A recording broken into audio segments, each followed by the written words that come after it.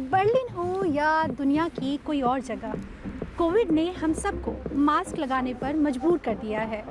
मगर दिल्ली के लोग जहरीले स्मॉग से बचने के लिए पहले से ही मास्क लगाना शुरू कर चुके थे।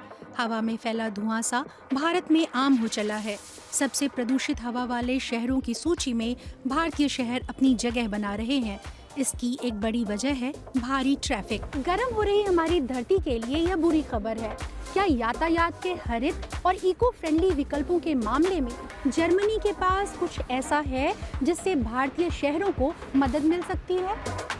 या दोनों देश एक दूसरे से इतने अलग हैं कि एक का मॉडल दूसरे में लागू नहीं किया जा सकता? दोनों देशों की स्थितियां अलग तो हैं, एक बड़ा अंतर तो आबादी में है। भारत की जनसंख्या जहां 139 करोड़ है, वहीं जर्मनी की आबादी करीब 8.25 करोड़ है। लेकिन जब बात पर्यावरण सुरक्षा की हो तो हम सब की जिम्मेदारी बनती है। हमें एक दूसरे के साथ मिलकर काम करना होगा और अगर मुमकिन हो तो एक दूसरे से सीखा भी जा सकता है। भारतीय शहरों में बढ़ते वायु प्रदूषण को काबू करने का एक तरीका है हरित परिवहन।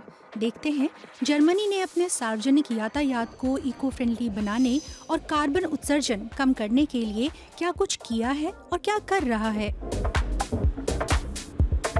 हेलो दोस्तों, स्वागत है आपका DW हिंदी और DW ट्रैवल की साझा सीरीज में।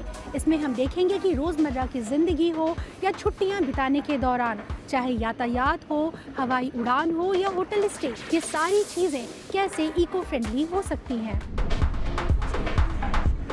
ये है सीरीज का पहला एपिसोड और हम हैं जर्मनी की राजधानी बर्लिन में। मैं पहली बार बर्लिन आई हूँ।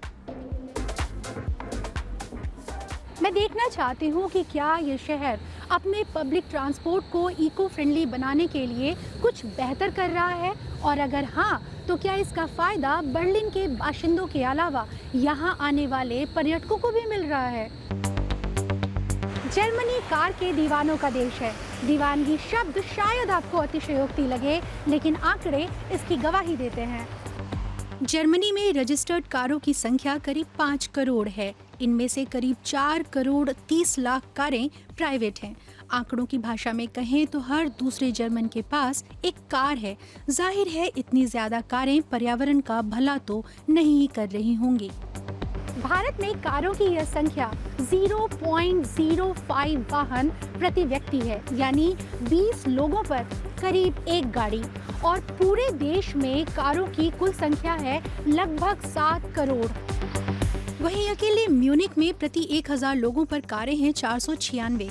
अगर कम लोगों के पास अपनी खुद की कार हो तो नाइट्रोजन डाइऑक्साइड की मौजूदगी घटाने में मदद मिल सकती है। लेकिन सवाल है कि सड़क से कारों की संख्या घटाई कैसे जाए।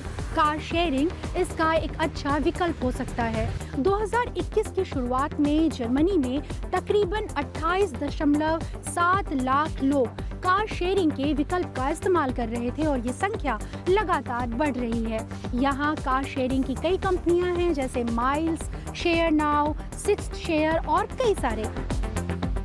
कार शेयरिंग तेजी से लोकप्रिय हो रही है और बर्लिन तो इस मामले में यूरोप की राजधानी माना जाता है। लेकिन कार शेयरिंग की फील्ड में भी ज्यादातर कारें फॉसिल फ्यूल से चलती हैं।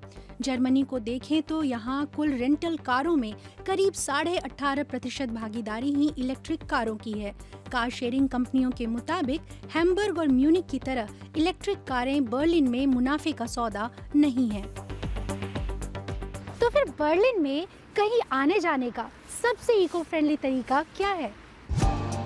जवाब है सार्वजनिक यातायात। ये धरती और हमारे फेफड़ों दोनों की सेहत के लिए अच्छा है। शोध बताते हैं कि सार्वजनिक ट्रेनों और बसों से कम कार्बन उत्सर्जन होता है। करीब 3 करोड़ की आबादी वाले दिल्ली शहर में सार्वजनिक यातायात के सबसे लोकप्रिय साधनों में से एक है दिल्ली मेट्रो। महामारी के पहले हर दिन तकरीबन 57 लाख लोग रोजाना दिल्ली मेट्रो से सफर करते थे। जैसे दिल्ली में दिल्ली मेट्रो बहुत लोकप्रिय है, वैसे ही जर्मनी में यहाँ की सबवे काफी लोकप्रिय है। सबवे को यहाँ यू-बान कहते हैं। यू-बान समेत किसी भी और सार्वजनिक यातायात में यात्रा करना बेहद आसान है। इसके लिए आपको बस BVG ऐप डाउनलोड करना है, ऑनलाइन टिकट खरीदनी है और हो जाइए सवार। बर्लिन में सार्वजनिक यातायात की व्यवस्था 20वीं सदी की शुरुआत से ही है। यह शहर के इतिहास का हिस्सा है। लेकिन यू बान और एस बान में यानी कि सरफेस और अंडरग्राउंड ट्रेन में सफर करना हमेशा मजेदार नहीं होता। बर्लिन के रेलवे नेटवर्क में यू बान और एस बान को मिलाकर कुल 27 लाइनें हैं जो कि 432 किलोमीटर के ट्रैक पर चलती हैं और 307 स्टेशनों को जोड़ती हैं। बाकी किसी जर्मन शहर की तरह बर्लिन में भी सार्वजनिक यातायात व्यवस्था एक दूसरे से जुड़ी है। मसलन अगर आप 3 यूरो का एक टिकट खरीदें तो एक तय समय अवधि के भीतर किसी एक दिशा में कितनी भी यात्रा कर सकते हैं। ये टिकट केवल ट्रेन में ही नहीं, बस और ट्राम में भी मान्य होगा। आप चाहें तो बीच में ट्रेन से उतरकर बस या ट्राम भी ले सकते हैं। बर्लिन में बैटरी से चलने वाले बसों की संख्या तेजी से बढ़ रही है। यहाँ यातायात के अलग अलग साधनों का इस्तेमाल और एक से दूसरे में स्विच करना आसान है।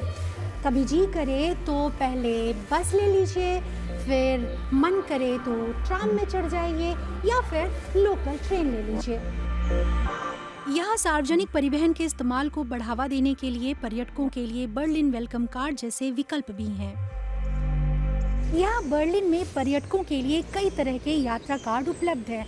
आप यात्रा की अवधि और अपना रूट देखकर अपने लिए अपने मुताबिक एक कार्ड चुन सकते हैं। टिकट या पास की कीमत वैधता की अवधि पर निर्भर है। मसलन 48 घंटे वाला एबी टिकट 24 यूरो और 6 दिन वाला बर्लिन वेलकम कार्ड 50 यूरो का है। जर्मनी के मापदंडों के मुताबिक देखें तो बर्लिन काफी बड़ा शहर है। पश्चिम से पूर्व की दिशा में करीब 45 किलोमीटर इसका विस्तार है और तकरीबन 38 किलोमीटर की इसकी ये फैला हुआ है। बर्लिन में ज़्यादा लंबी दूरी की यात्रा के 2 विकल्प हैं, कार शेयरिंग या टैक्सी। यहाँ कैब का बेसिक प्राइस करीब 4 यूरो है। प्रति किलोमीटर यात्रा 1.5 से 2.5 यूरो के बीच पड़ती है। जुलाई 2021 में बर्लिन की इलेक्ट्रिक टैक्सियों में छूट दी गई। सरकार ने इलेक्ट्रिक टैक्सी में 15,000 यूरो की मदद दी। मसलन सिटी सेंटर में अलेक्जेंडर प्लाट्स से पोट्सडामर प्लाट्स के बीच की दूरी तकरीबन 3.5 किलोमीटर है, लेकिन कैब से इतनी सी दूरी तय करने में 20 मिनट का समय आता है और खर्च तकरीबन 10 यूरो। आने जाने में लगने वाला यह वक्त ट्रैफिक पर भी निर्भर है। बर्लिन को तो वैसे भी जर्मनी की ट्रैफिक जाम राजधानी कहते हैं। कैब के मुकाबले सबवे से यह दूरी 11 मिनट में पूरी हो जाएगी। हमने ट्रेन की बात की, बस, ट्राम, कार शेयरिंग, कई सारे ऑप्शंस को देखा। बर्लिन शहर में एक जगह से दूसरे जगह जाने का एक और स्वस्थ तरीका है, वो है साइकिलिंग। महामारी के बाद से साइकिलों की जो बिक्री है वो काफ़ी बढ़ी है। भारत में भी इस दौरान साइकिलों की बिक्री में काफ़ी बढ़ोतरी हुई है। 2019 के मुकाबले 2020 में बर्लिन के भीतर साइकिल ट्रैफिक में 22.6% की वृद्धि हुई, लेकिन शहर में साइकिलिंग का इंफ्रास्ट्रक्चर अभी इस वृद्धि के मुकाबले नहीं बढ़ पाया है। अभी यहाँ और भी ज्यादा साइकिल लेनों की जरूरत है। कई सालों से बर्लिन के साइकिल प्रेमी ज्यादा सुविधाओं की मांग करते हुए हर महीने एक साइकिल रैली का आयोजन करते हैं। इस रैली में वे नेताओं से और साइकिल लेन बनवाने, पार्किंग सुविधाएं बढ़ाने जैसी मांगे करते हैं। बर्लिन में साइकिल चलाने के लिए ज़रूरी नहीं कि आपके पास अपनी एक साइकिल हो। आप आसानी से किराए पर साइकिल ले सकते हैं और पूरे शहर में साइकिलिंग का मज़ा कर सकते हैं। Wheels, next bike, collar bike, Lime bike जैसी कई कंपनियां हैं जिनकी साइकिलें आपको गलियों और सड़कों पर मिलेंगी। पैसा दीजिए और इन्हें आसानी से किराए पर ले लीजिए। आप चाहें तो स्वैप फिएट से महीने भर के लिए भी साइकिल किराए पर ले सकते हैं। साइकिल के रखरखाव की भी टेंशन नहीं, वो खर्च भी कंपनी ही उठाएगी। साइकिलिंग के मामले में भारत और जर्मनी में काफी अंतर है, खास तौर पर डेडिकेटेड साइकिल लेनों के मामले में।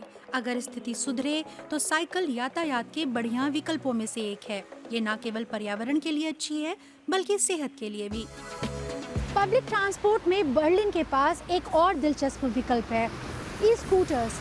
ये कोई भी इस्तेमाल कर सकता है और शहर में जगह जगह इसके पार्किंग स्पॉट्स बने होते हैं जहां पर ये आपको खड़े मिल जाएंगे और आप इसे लेकर घूमने निकल सकते हैं।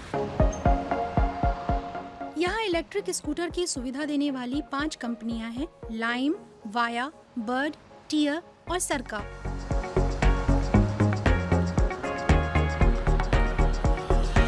बर्लिन में कई कलेक्शन सेंटर्स पर आपको ये खड़े मिल जाएंगे। 15 से 20 सेंट प्रति मिनट की कीमत पर आप इन स्कूटरों को शहर की सीमा के अंदर इस्तेमाल कर सकते हैं। इन ई स्कूटरों की बैटरी फुल चार्ज है या नहीं, ये देखने का जिम्मा जिन लोगों का होता है उन्हें जूसर या रेंजर कहते हैं। जिस भी स्कूटर की बैटरी खत्म हो रही होती है उसे ये लोग उठाते हैं, रात भर चार्ज में लगाते हैं और फिर अगली सुबह अलग अलग पार्किंग स्टेशंस पर उन्हें खड़ा कर देते हैं। हालांकि ये ई स्कूटर वाकई उतने इको फ्रेंडली हैं जितने बताए जाते हैं, इस पर अभी एक राय नहीं है। शोध बताते हैं कि उत्पादन, रखरखाव और चार्जिंग से जुड़े पक्षों पर ध्यान दें तो ये ई स्कूटर बसों, इलेक्ट्रिक साइकिलों और इलेक्ट्रिक मोपेडों के मुकाबले ज्यादा प्रदूषण फैलाते हैं। भारत में ई स्कूटरों के प्रति दिलचस्पी बढ़ी है। भारत की राइड शेयरिंग कंपनी ओला ने हाल ही में अपना इलेक्ट्रिक स्कूटर लॉन्च किया। लॉन्चिंग के 24 घंटे के भीतर 1 लाख से ज्यादा लोगों ने इसकी प्री बुकिंग की। हमने इको फ्रेंडली यातायात के इतने सारे विकल्पों को देखा और समझा। अब बारी एक आखिरी विकल्प की। ये विकल्प है पैदल चलना। ये ना केवल इको फ्रेंडली है बल्कि स्वस्थ भी है और इसमें तो आपके पैसे भी नहीं लगेंगे।